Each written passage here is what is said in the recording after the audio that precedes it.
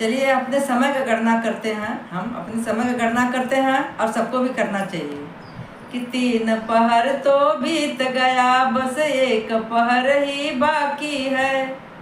3 पहर तो बीत गया, बस 1 पहर ही बाकी है।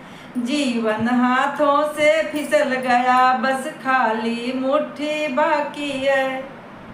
जीवन हाथों से फिसल गया, बस खाली मुट्ठी बाकी है। सब कुछ पाया इस जीवन में, फिर भी इच्छाएं बाकी है।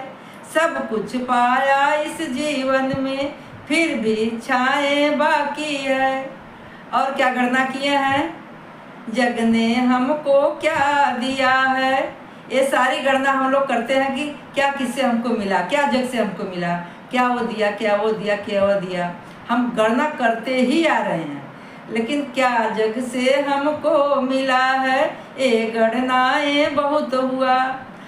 हमसे इस जग ने क्या पाया, बस ये गणनाएं बाकी है। जग ने हमसे क्या पाया, बस ये गणनाएं बाकी है।